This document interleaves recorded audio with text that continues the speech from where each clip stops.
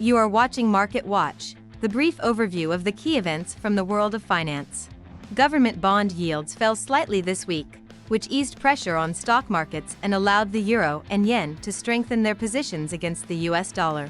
However, the current lull may be temporary, as there will be many significant events next week that may affect global markets. Among the main events is the publication of profit reports from 5 of the largest American corporations. In addition, an important report on employment in the United States will be released on Friday, which will affect the decisions of the Federal Reserve System regarding interest rates and, consequently, the dollar exchange rate and bond yields. The situation is also subject to uncertainty ahead of the U.S. presidential elections scheduled for November 5th.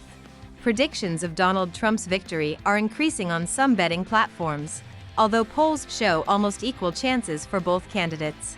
The strengthening of the dollar and rising bond yields are also supported by strong U.S. economic indicators, which prompts market participants to reconsider expectations regarding the easing of the Fed's monetary policy. As a result, the dollar has been strengthening for the 4th week in a row. Meanwhile, next week promises to be more peaceful for Europe in terms of planned events.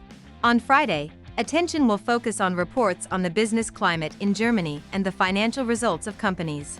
The annual meetings of the IMF and the World Bank continue in Washington, where the leaders discuss the economic prospects. Representatives of Japan, in particular, warned against attempts to weaken the yen, and on Saturday, the head of the Bank of England, Andrew Bailey, is expected to speak. And now to the crypto market.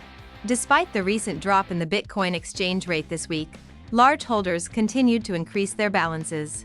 The Bitcoin exchange rate quickly recovered above $67,000, rising 3% after falling to $65,200.